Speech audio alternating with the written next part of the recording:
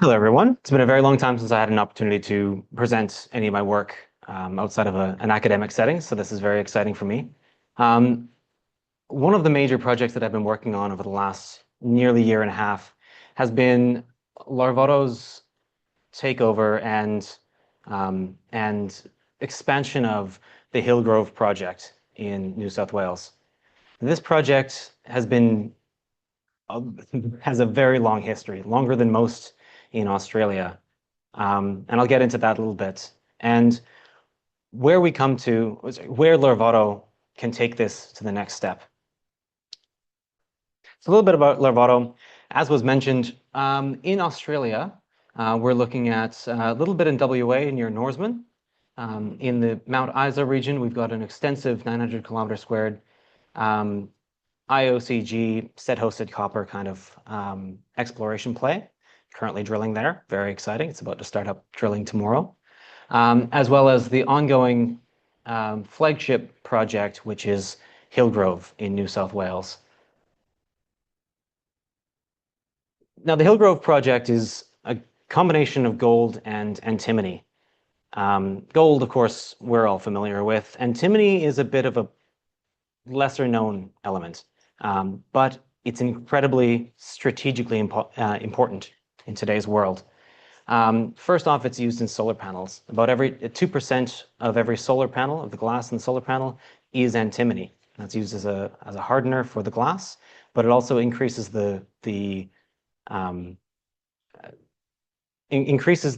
amount of radiation that can actually penetrate through that glass and be absorbed.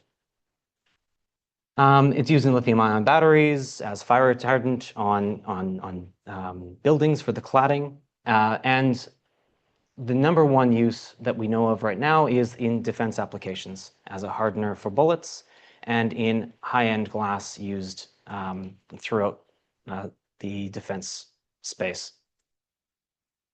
China has dominated the production and supply of antimony up until very, very recently, when they've shut off all the coffers. No antimony is going to be leaving China moving forward. So this has led most of the Western world to scramble for their new antimony sources, of which Larvotto is set to produce 7% of the global supply for the foreseeable future, or for the next 5 years minimum for mine life. But as we'll see, there's significant exploration opportunity within the area. So Hillgrove is very well positioned within New South Wales. We're only about 170 kilometers west of Coffs Harbour and 35 kilometers east of the town of Armidale. Armidale being a town of about 50,000 people. We also have a catchment of a number of other large towns in the area that we're very happy to bring local or relatively local workforce into the mine. We have a large contiguous tenure package comprising 51 individual tenements. 47 of those are production-style leases already granted, as well as 4 extensive exploration licenses. The interesting thing about the tenure package that we have at Larvotto is the number of named and proven occurrences of antimony and gold mineralization. Within the gorge, which we would have seen on a previous slide, we have 198 individual prospects south of Waterfall Way, which, apologies, I didn't actually put on this map. Waterfall Way is about right there. That's the main east-west highway from Armidale to Coffs Harbour. Each of these yellow dots on this map is a named prospect, a known showing of mineralization. And each of those needs to be followed up. Some have been mined extensively, some have had barely a scratching, but all of them host mineralization.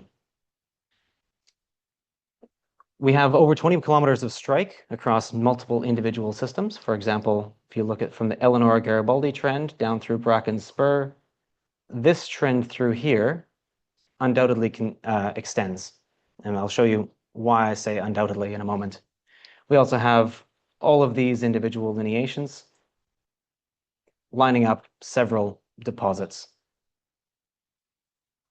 So historically, either antimony or gold has been targeted at any given time.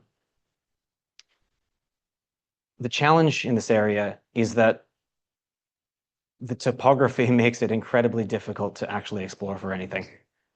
We have very steep gorge.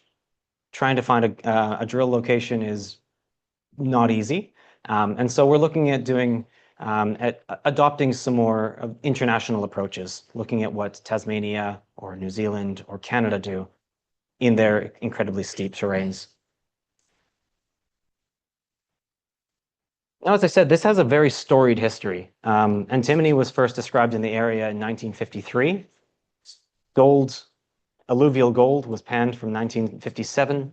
And by 1981, they discovered that gold was actually associated with the stibnite. So gold and antimony come together.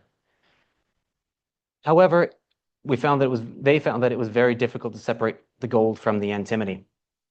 So until 1887, they kind of focused on the gold, the alluvial gold. The Baker's Creek deposit, which is down at the very bottom of the gorge, was discovered in 1887 with the Big Reef and Smith's Reef deposits, and it sparked a massive gold rush through the area. Gold production peaked in 1896, but as you'll see in the next couple of slides, the gorge itself is the issue. Yes, it incisors the system so that we can access the most abundant gold deposits relatively easily, as in we're mining straight sideways into the deposit, but getting the gold out and getting the supplies in became incredibly difficult. And unfortunately, by 1912, it was in decline due to rising costs and decreasing prices of gold and antimony.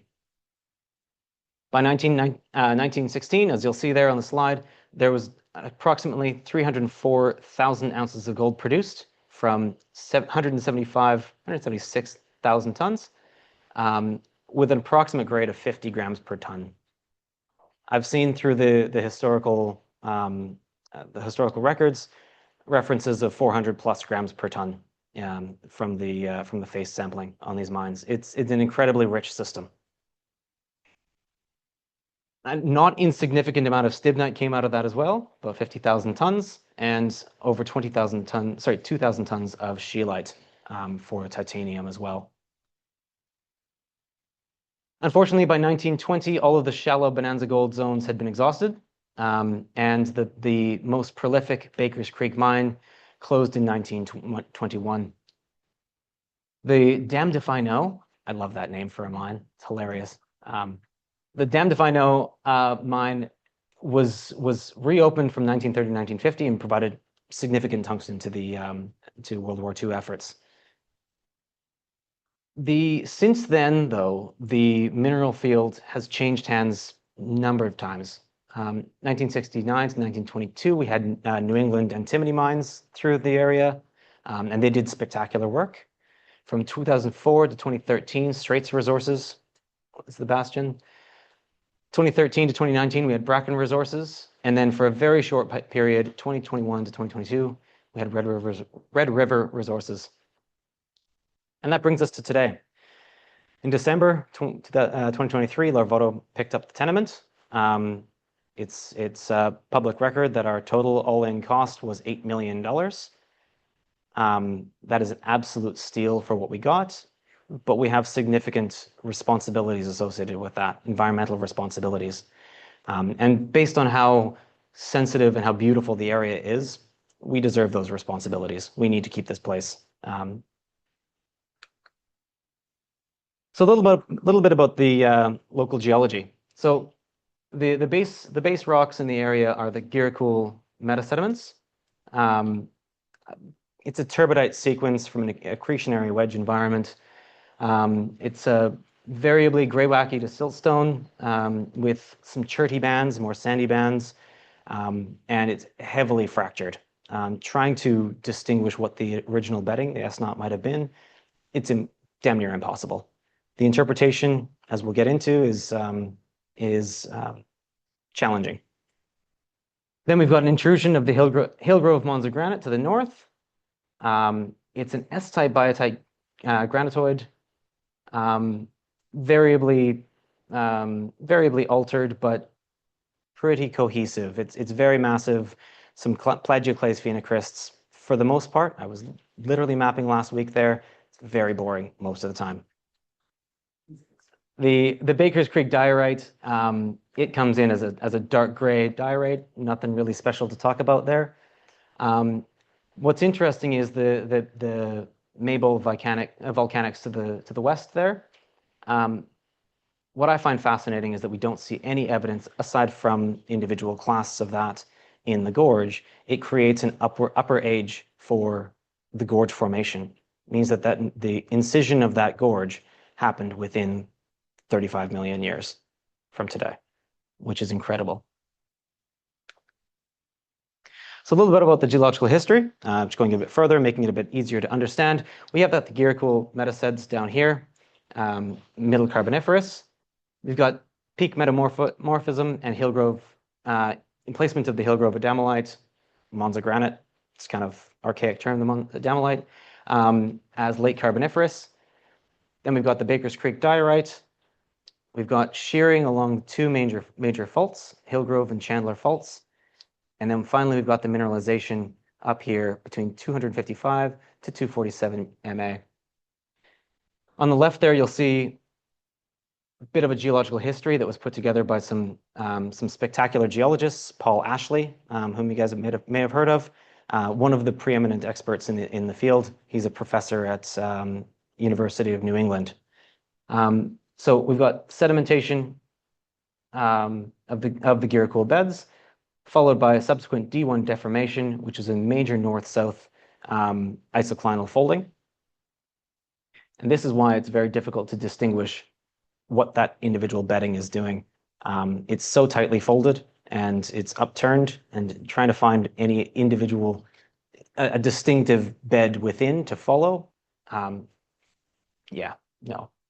Then we had the emplacement of the Hillgrove Monza granite, about 300 MA. The whole thing was tilted in a D2 deformation, and significant myelinite formation within, especially within the Hillgrove Monza granite.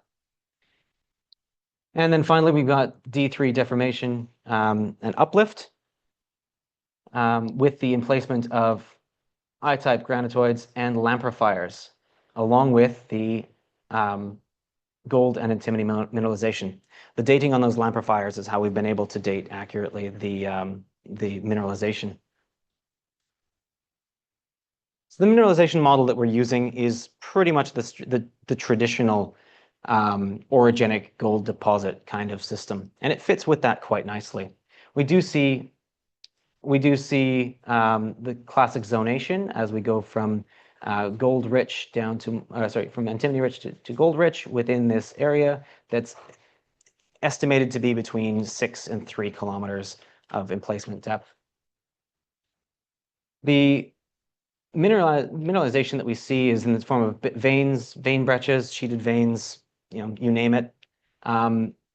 They're almost always subvertical, with some very few exceptions to that. And they range from centimeter scale, pinky scale, up to room scale, 20 meters. We do see multiple individual phases of vein mineralization. Alteration throughout the system is difficult to distinguish most of the time because it's in such a small selvage around the mineralization itself. We don't see massive alteration halos into the host rock. You can be going through fresh as a daisy adamellite into mineralization, and your selvage could be centimeters wide. A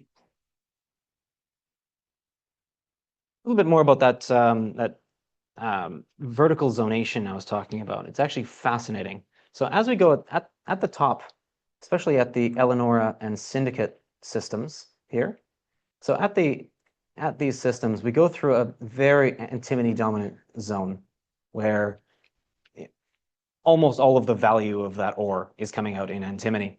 Then we go through this very short transitional zone through the middle at the bottom of the creek bed.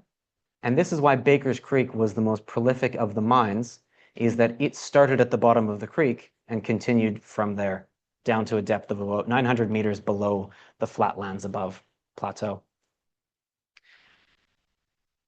What we find really interesting is that this model, this zonation, is only observed within the Giracool beds, within the metasediments. To the north, we have a deposit called the Clark Scully, and to the south, we have a deposit called Bracken Spur. The northern one is in the Monza granite, the bottom one is in the diorite, and both of those show an inverse of that. With depth, we're actually getting an increase in antimony and a decrease in gold. So that's really fascinating that we have a rheological difference between the metasediments and the intrusives, and that's creating a very different mineralizing texture. Sorry, mineralizing zonation. Here's a little bit about what the system might look like through an incredibly rich zone. So here we've got a piece that we recently drilled from the bottom of Baker's Creek. That came back at 33 meters at 66 grams per ton. Please don't quote me on that. It's in the ASX announcements. Up here from Eleanor Garibaldi, we're chasing up some of the high-grade zones that were previously mined that we're going to subsequently clean up, get the rest of it kind of thing. And here we're seeing zones that are almost a meter wide at 94, almost 95 grams per ton gold, and up to 2% antimony in zones as well. But we get this complex interplay of the brecciation, the individual veins, the crackle veining. But what's interesting is that the paragenesis of these individual veins has been well described due to many smart people working in the area. The first episode of veining are related to those earlier deformational events, and we get these quartz-rich veins, almost no mineralization within.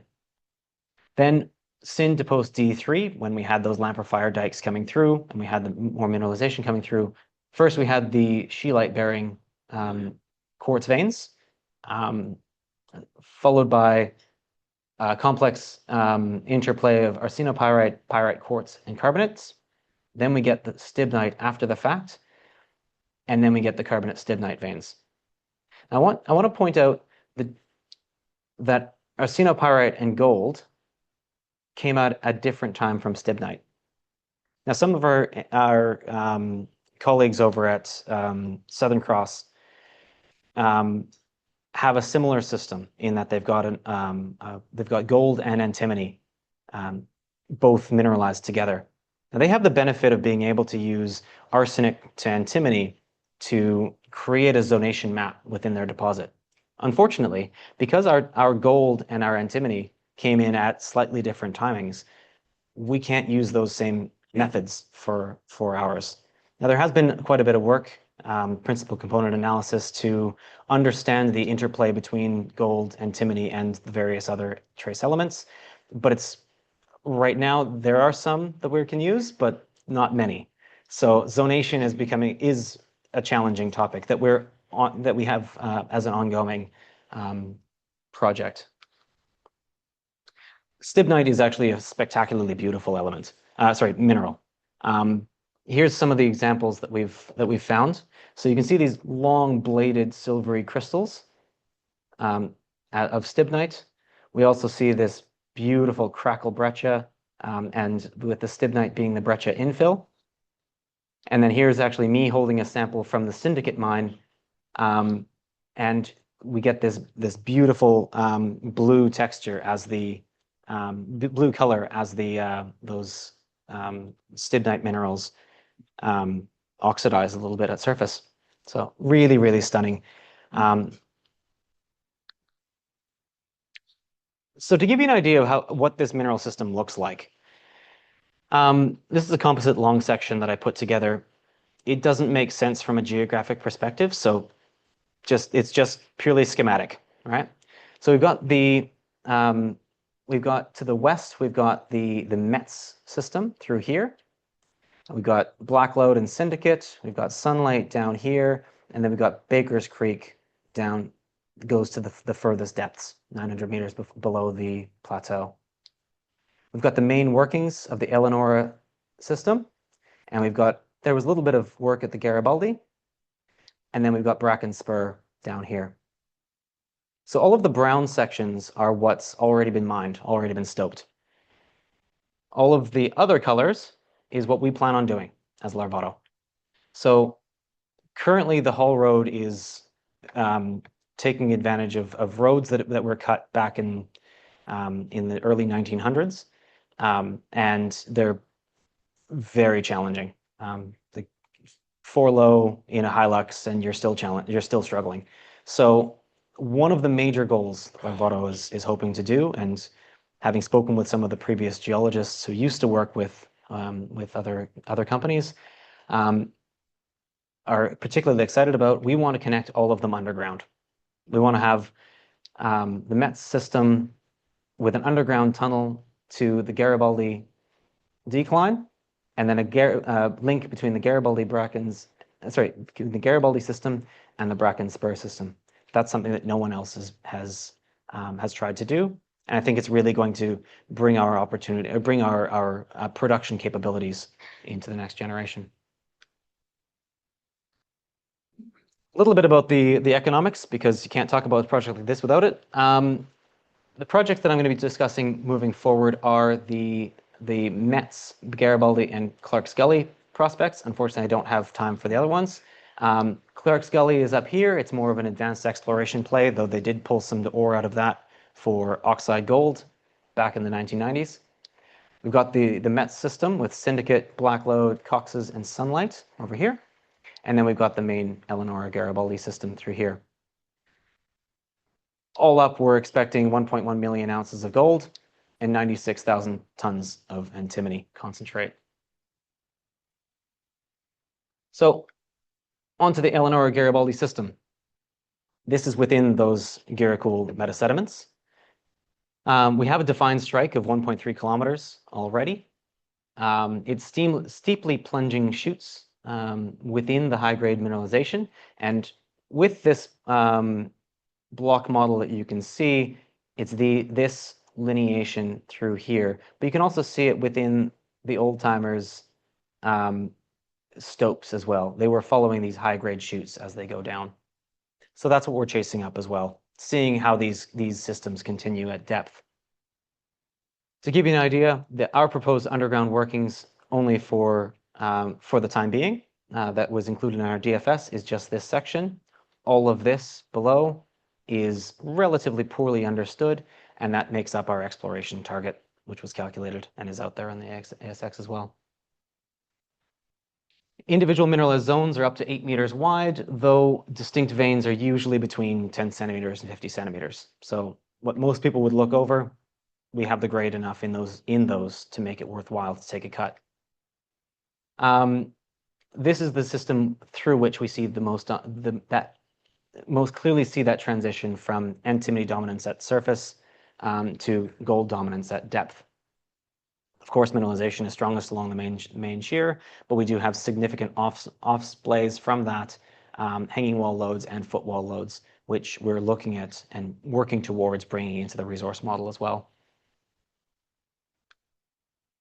At the METS system, it's very difficult to show this system and the three-dimensionality of this in one static image. Hope I do it justice. We've got the Blacklode system that runs like this and dips almost straight down. Syndicate right here. Got Cox's lode here, Sunlight here, and then Baker's Creek would be just off this over here. Blacklode, to start with, 1 kilometer long, east-west shear. and has the mineralization blows out where it meets the northwest extensional shears of the Syndicate and Cox's Lode system. Sunlight, major southeast splay, has two parallel shear and breccia lodes. It has a wider selvage zone of quartz stringer veins that we don't see in most of the other deposits, and abundant disseminated refractory gold. The Syndicate is a southeast striking extensional shear structure, and contains plunging shoots of high-grade antimony and gold mineralization. Finally, we've got the Clark's Gully deposit. As I said, it was mined very briefly in the 1990s, looking for oxide gold to feed the mill.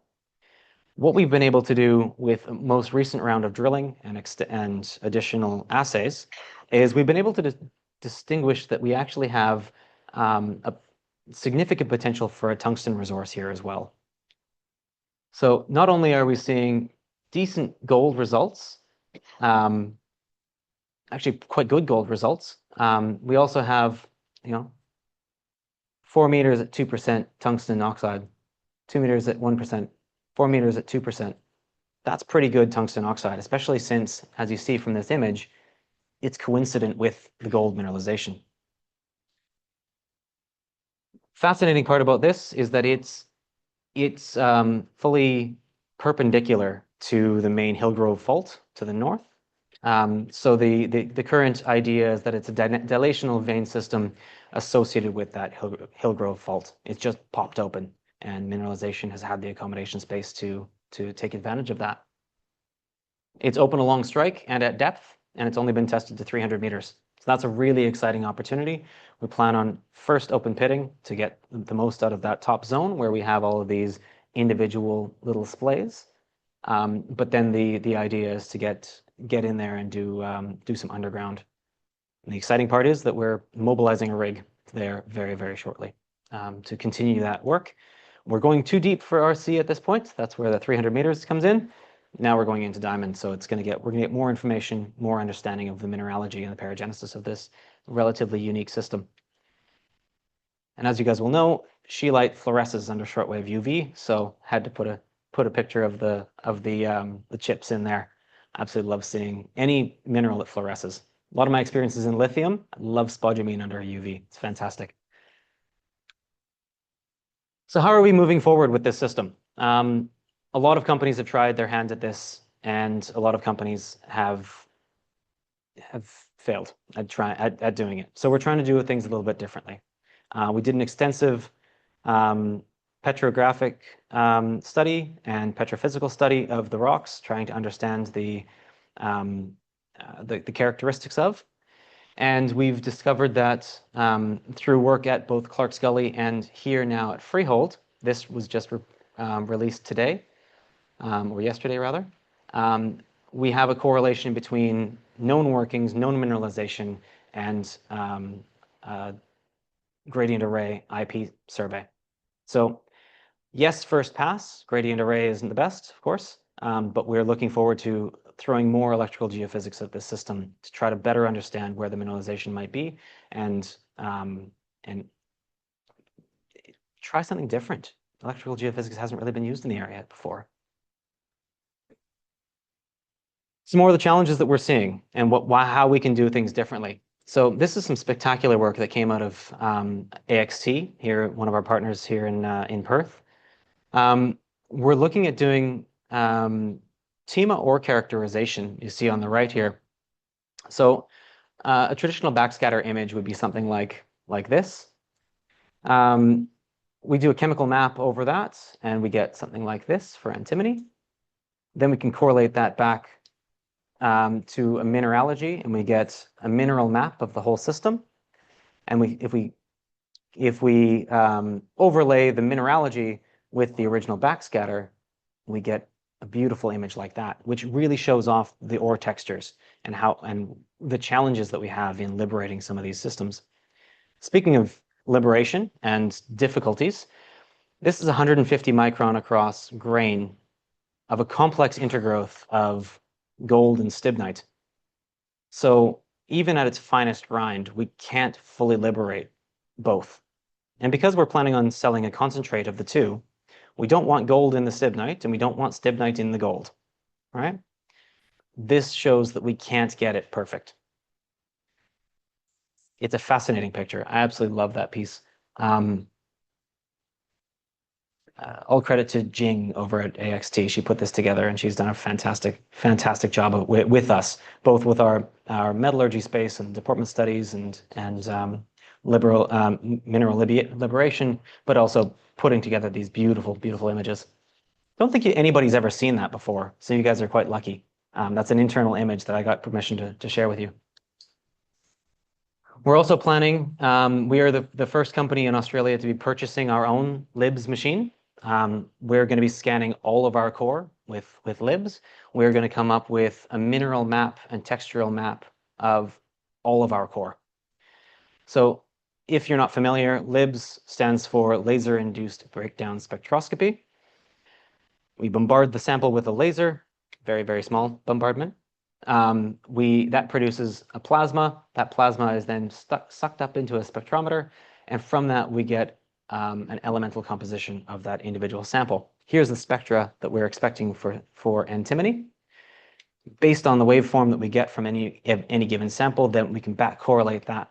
Once we have a robust training system, training set, we can then correlate that, what we see, into a mineral map of that system. All of that information is going to be directly stored into a geometallurgical database, so that the geomets that we have on site, incredibly intelligent man named Nick Bristow is heading that team up. We're going to have the ability to proactively change our processing based upon the ore that's coming through. As I mentioned, we've got 3 different host rocks. We've got a number of different mineralizing textures coming through. We've got these complex intergrowths of gold and antimony. We can't just throw the same processing at all the ore and expect to get the best result. This is going to allow us to crack that code, get the best of both out of the system. So in terms of the untested mineralization, a lot of this is from the previous slides, sure, but it just goes to show that we have so much more that can be done in the area. Most of the mineralization is within this yellow bed here, the Guiracool metasediments, but almost no work has been done in some of the gorges to the east because it's just too steep. And why send someone there when you have a mine right there or right there that's gobbling up the lion's share of the internal company resources? So that's where I come in.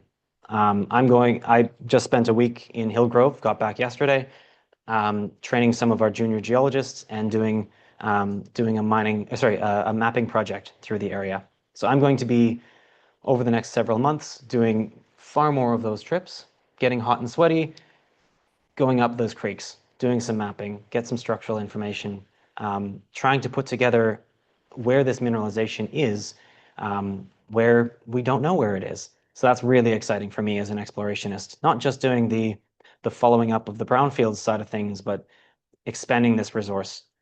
Yes, it's been exploited since the 1980s, or sorry, 1880s, but there's so much meat left on this bone. It's actually incredible. And some of our latest drilling shows that. We've got here 1 meter at 111 grams per ton. We got 4 meters at 28 grams per ton. Sorry, including that one there. We got 23 meters at 9 grams per ton. We've got a lot still to do here. It's absolutely incredible. So we're very lucky. So as I said, we've got 1.7 million ounces of gold equivalent in our resource at 7.4 grams per ton. Our exploration target that I calculated was between 0.67 and 1.08 million ounces of gold equivalent. And we've got a medium reserve of 636,000 ounces gold equivalent at 6.6 grams per ton. Of course, we've got our JORC tables of everything that we're doing. Like to bring your attention down to the bottom line. 8.7 million tons to produce 1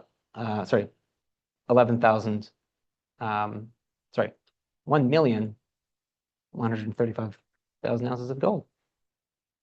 Gold equivalent calculations have always fascinated me, so I wanted to just bring that up. It's a lot of work has gone into that, including a lot of the work that we've done with the metallurgic team to figure out these percentages, float recoveries, 83.1% for gold and 86% for antimony, creating an equivalency factor of 8.97.